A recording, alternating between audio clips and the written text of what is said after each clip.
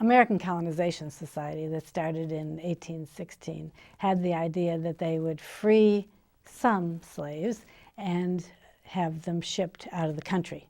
At first, well, they thought about the Western Territories or they thought about the West Indies, but mainly they were focused on shipping people to West Africa. And in fact, eventually they did begin a colony in Liberia. The colony of Liberia was started by the American Colonization Society people. Some very prominent white politicians were involved in the beginning of that organization, and some others. Francis Scott Key, for example, was one of the founders of the American Colonization Society. Now, they were very much the conservative branch of anti-slavery.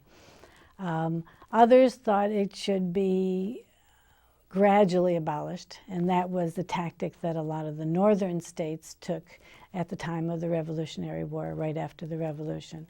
And that meant eventually slavery would die out. The New England states, primarily at the Revolution, immediately abolished slavery. And the most militant, the Garrisonians, were immediatists. They thought slavery should just be done away with today, as soon as possible. And that was all that would have to be taken care of. Now, some thought that you would have to provide education.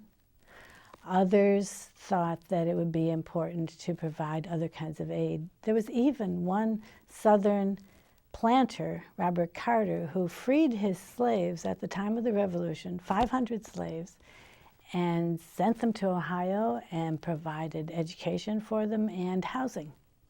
So he wasn't exactly anti-slavery, but I guess he was. He wasn't in part of the organized anti-slavery movement, but he certainly believed in freedom for slaves and thought that it was incompatible with the principles of the American Revolution.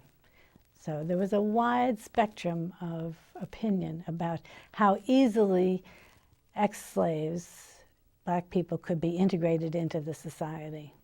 The most militant abolitionists thought that all you had to do was free people and they could make their own way in the society.